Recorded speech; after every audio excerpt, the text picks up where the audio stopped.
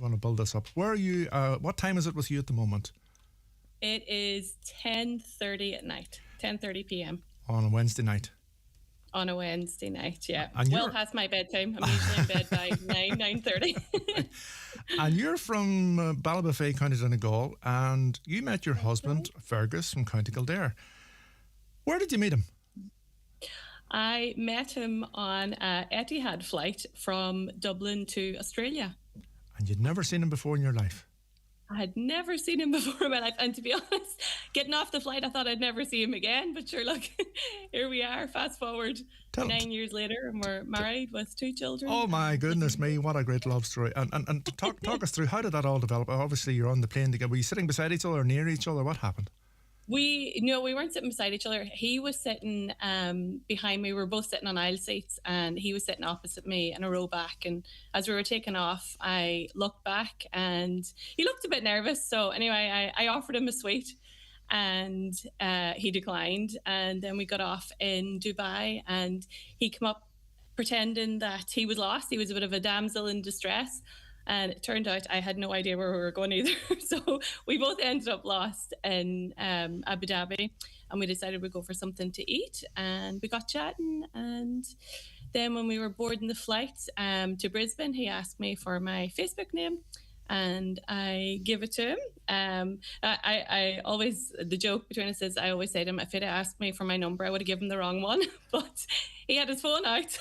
He had his Facebook ready to go. So I thought, right, I better give him the right one. And yeah, look, the rest is history now. We are happily married, and we have 2 beautiful children, and we made a bit of a life for ourselves in Australia, and 2 businesses, and yeah, it's going good. All from one flight. A lot can happen on a flight. Absolutely. Brilliant story. And tell me, you said there you had 2 businesses. Talk me through that.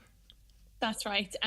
So we just opened our second business in October. It's called Erigal Property. So it's a real estate agency. And we also have Northline Developments. It's a construction company and maintenance company. So we've actually merged the 2 together. So Northline does all the maintenance for our rental properties. It's actually the first of its kind here in Queensland. So it's a bit of a new idea that we brought out, and it seems to be going really, really well. It's been very, very popular. We're really busy, as if we weren't busy enough with 2 kids. We have we're finding ways to juggle it all and make it work while we're in a foreign country with very little family and support around us, so it can be done. Where you are at the moment, Monica, is there a big Irish community, or are you basically on your own? There is, there's a lot of Irish, and there's a lot more that's arrived in the last 12 months. I think a lot of people have left Ireland after COVID. They're all deciding to go and explore. So there's a great Irish community here, definitely. We're very, very lucky. We have amazing friends here. But you definitely do miss the free babysitting from the grandparents. We could do with a few more visits a year from the grandparents. A few more nights out would be lovely. We've had one night out in 3 years. Our oldest son is 3. And we've had one night out. Are you sure you're from Donegal? I know. A lot has changed since I left Donegal, I can tell you. Well, tell me, I've settled a lot. So. You're out there for 9, 10 years? How long are you out there now? I'm coming up on 13 years. 13 years I'm out 13, there. Yeah, I'm 13 years in April, and Fergus is 10 years this year. So we actually met. We met on the 10th of October 2014, and then on the 10th of October 2020, our son was born. So it's a pretty significant date. Yes. And our little girl then was the 9th of October, 2 years later. So October is a big month for us. Absolutely. There's a lot happens in October. Expensive month for the grandparents. Very expensive month, yeah. We try and hide now from it every year. And tell me, what's your long-term goals? Do you plan to stay out there, or do you want to come home again? What's the story? We definitely, we toy with the idea of coming home a lot. We were back home for Christmas, and we love being at home. Our end goal is to definitely move home. But at the minute, we know that we need to have everything set up before we go home. Like, we need to have a house to move back into, a car.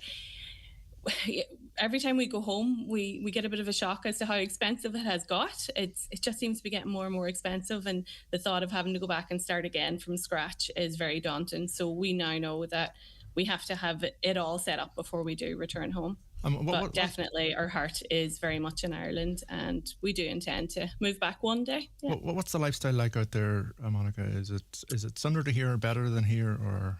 It's great here for children. Obviously, you've got the sunshine all year round.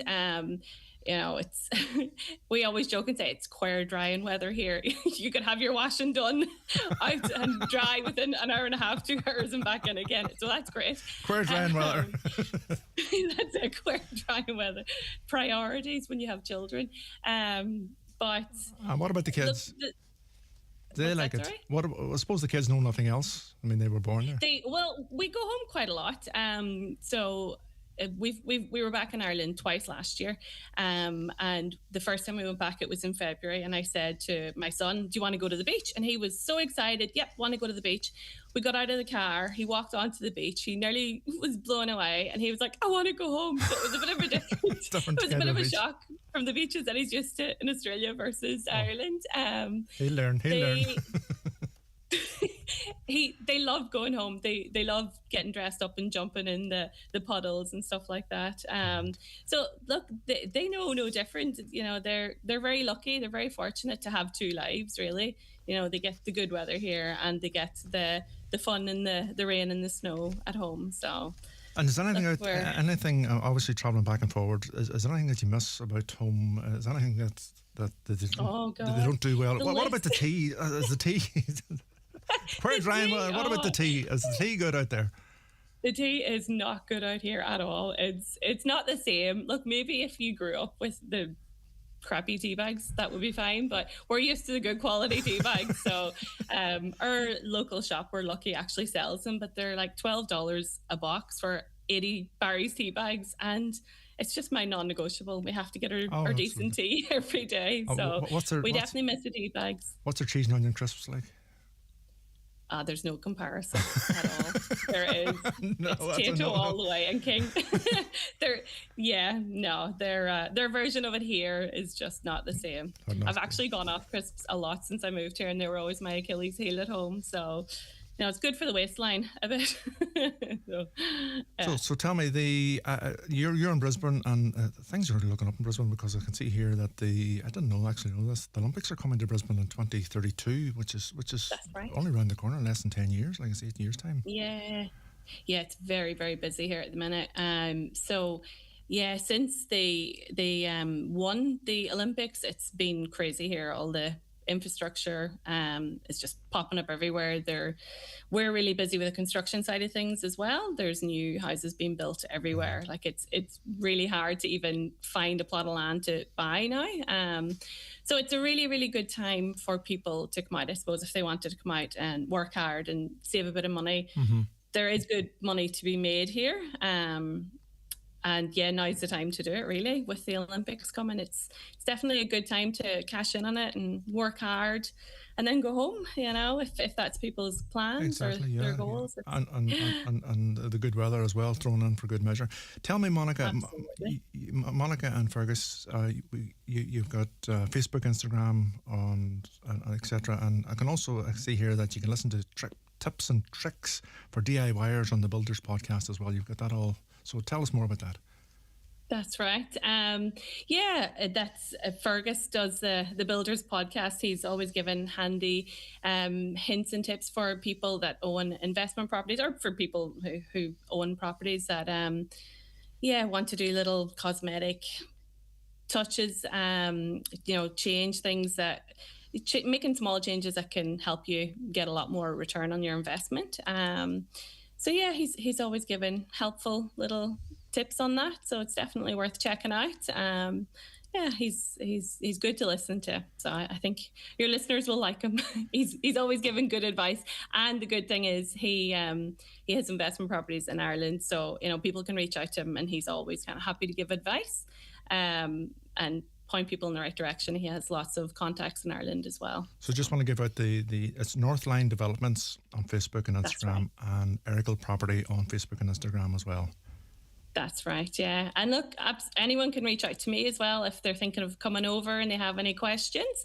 It's always nice. There is a great Irish community here, and everyone really pulls together if people are coming out and trying to help where they can. So if anyone ever wants to, have any questions answered, or they have any queries, just more than happy to answer any questions. Well, you're there in Brisbane, Australia. That's just gone 10:30 at night, and we're here in Donegal, and it's just coming up to 1:45.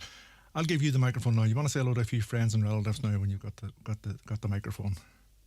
Thank you.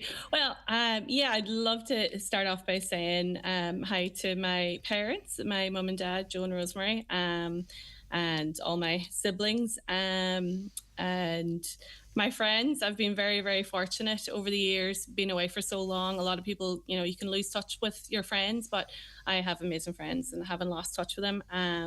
So shout out to Wendy, Aoife and Elaine, and the girls, and Emma. And then good friends of ours are over here at the minute. They're on their honeymoon. To Maggie and Neil, congratulations and enjoy your honeymoon.